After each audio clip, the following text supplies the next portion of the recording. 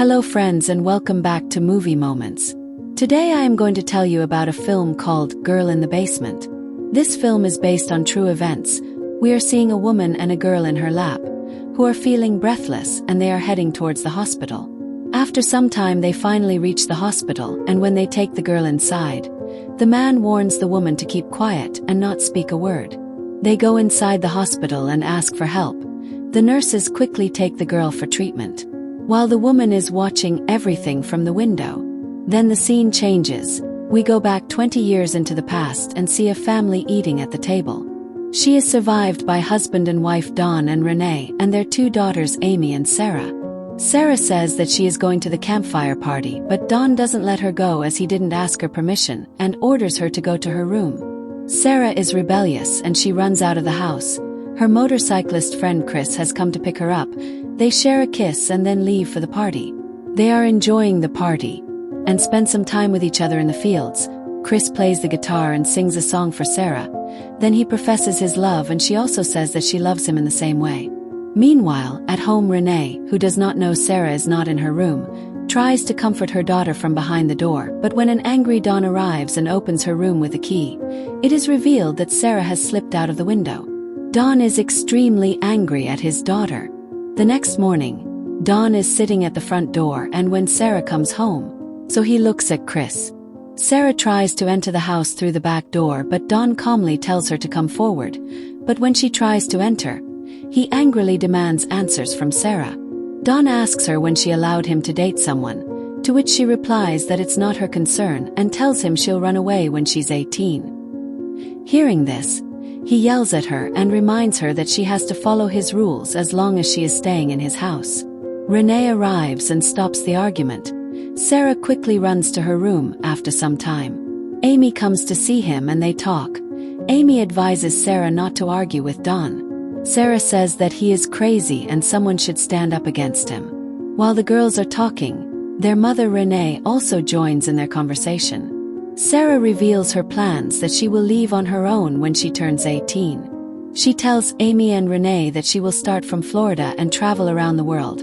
As soon as they speak, Dawn is also listening to their conversation. Dawn, listening to their conversation, makes some bad plan. He's cleaning and preparing a bomb shelter in his basement. He intends to lock Sarah up so that she cannot leave him. 3 months later, Sarah has now completed her graduation and her 18th birthday is also very close. One day Dawn is cutting the bud of the garden tree and Sarah is talking to Chris on the phone. Renee arrives and asks Sarah where Dawn is. Sarah tells her he's in the garden. Renee says that she is worried about him because lately he has been spending a lot of time in the basement. She wants to know what he does there, to which Sarah replies that she should go and check for herself. Renee tells her that Dawn says there are rats and she hates rats, so she won't go there. Renee explains that she is going shopping and invites Sarah to walk, but Sarah refuses, saying she can't come because she is talking to her friend Chris. Renee drives away with her car and now there are only Dawn and Sarah in the house, and Dawn is about to do something that will change Sarah's life forever. She asks Sarah to help her pick up some stuff. Sarah puts down the phone and goes to help him. They take a bucket inside the basement, then he locks it inside and leaves. Sarah is completely shocked at what her father just did. She tries to open the door with a keypad, but when she enters the wrong code, the lights go out, the place becomes dark. She looks for the bucket, which is filled with clothes and other items, and there is also a flashlight for her. She screams for help through the vent, but unfortunately, Dawn hears her and covers the vent with some items and leaves. Now she is truly stuck in a bomb shelter that is completely soundproof. Night falls and Rennie and Amy, who think Sarah has gone to meet a friend, start to worry about her, as she hasn't returned and they haven't heard from her in any way. Rennie wants to call the police, but Dawn reassures her, telling her that she will be back in the morning and that they should go to sleep now. Rennie tells Amy to call Chris and leaves. The first day ends, and many more days are to come. Day 2. Sarah is living like a caged animal. She uses a container to urinate. Day 4. Sarah screams for help through the vent every moment. When Dawn comes to check on her, she pushes him and tries to get out but is blocked by the other door. Dawn pulls her back into the room and tells her that this is the result of her actions and she should have listened to him. Sarah asks him to let her out, but he says he cannot. He explains that she only gets air, food, and clothes when he wants, and he can also give her blankets and books, but only when he says so. From now on, whatever she finds and every privilege she gets will have to be earned. Then he asks her if she understands or not. She says nothing. Instead, Don slaps her and then he rapes his own daughter and leaves. At the house, Renee has called the police and tells her that Sarah just can't leave like this and something could happen. Don arrives and convinces the officer to think she left the house.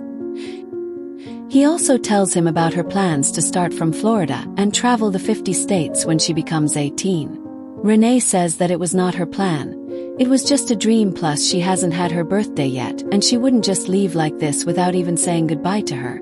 The officer tells her that Sarah soon will turn 18 and she has the right to go to any place as she pleases, and he has seen these kind of cases. There's nothing much they can do about it. It is day 7. Sarah is bruised and battered. To get herself through the trauma she's experiencing, she thinks about Chris and the night they spend together. We get to see a conversation. She tells him about her plans to leave when she turns 18. Chris tells her that he loves her and wherever she goes he will also join her. They both make a plan to travel the world in the motorcycle. Sarah wants a pink helmet and Chris agrees. The scene changes and ironically Chris shows up with his motorcycle. He also brought the pink helmet which he promised to Sarah. He questions Don about where Sarah is and asks if she has called them yet. But Don lies to him. He says that she ran off with another man named Stevie. He is heartbroken to hear this and leaves with the helmet he brought for Sarah. 21 days have passed and today is Sarah's birthday. Don goes downstairs. He gives her a birthday cake, gives her a red cloth as a birthday gift and forces her to wear it and asks what does she want.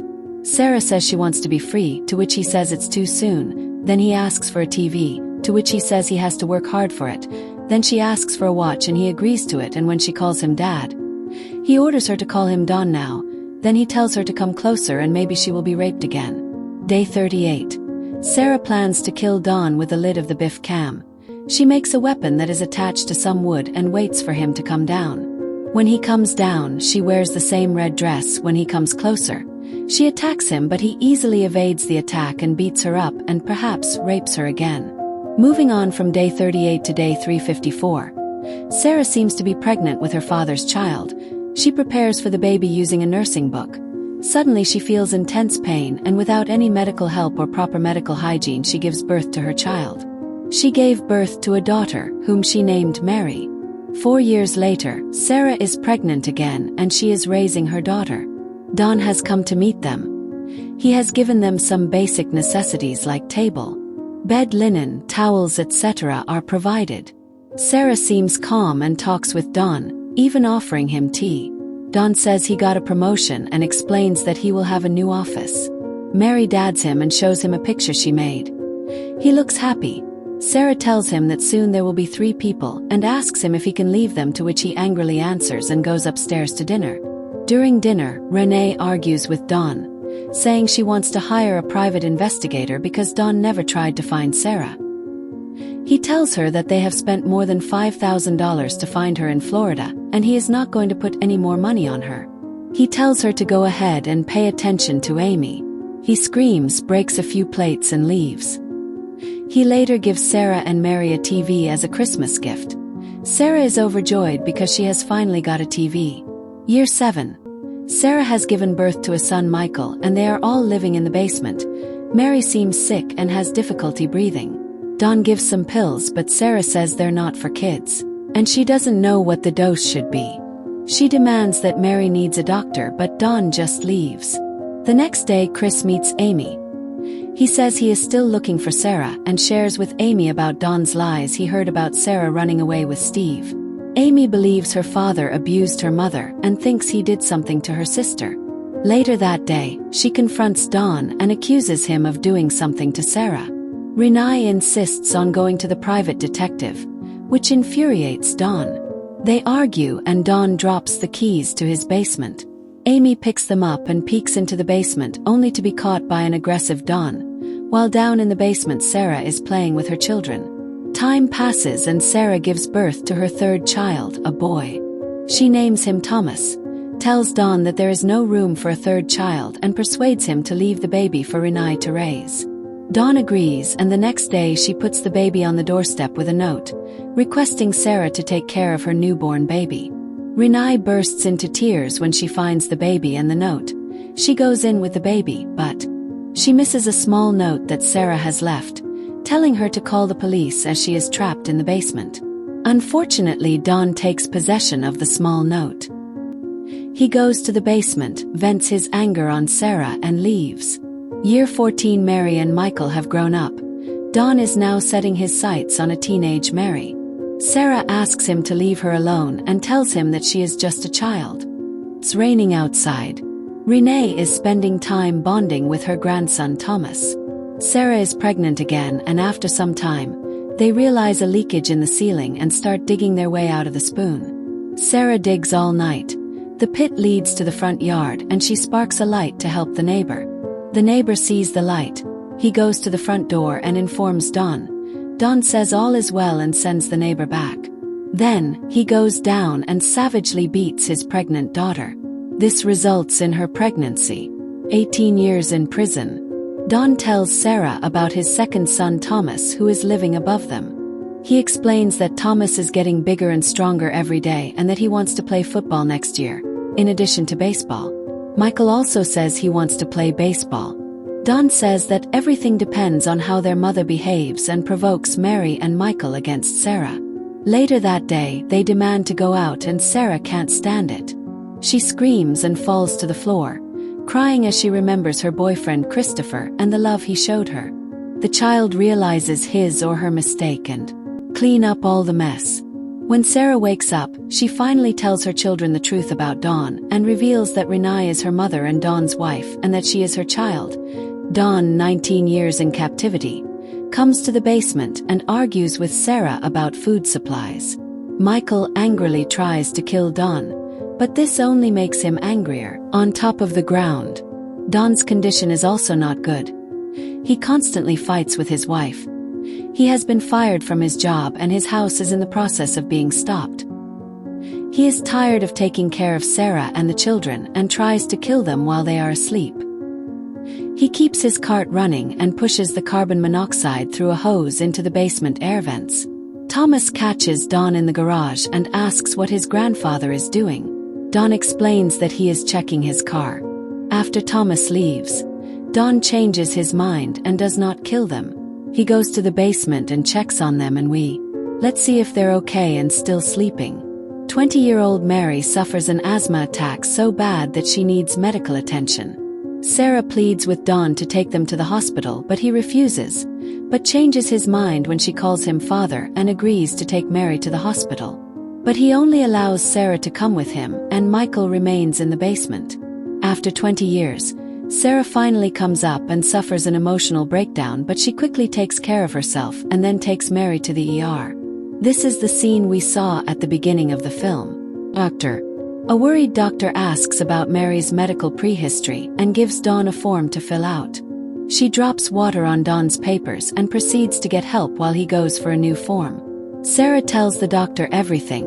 Dawn is arrested and sentenced to life. Michael is also rescued from the basement. Renai is horrified to learn the truth about what happened to her daughter in her home at the hands of her husband. All the families live together. Chris also arrives and gives Sarah the pink helmet he promised her and kept for all those years. Chris apologizes to Sarah for not making more of an effort to find her. The film ends with a point. If you like the presentation, do not forget to subscribe to the channel and turn on the notification by pressing the bell icon. So, with that, I bid you farewell and wish to see you in the next video. Goodbye and take care.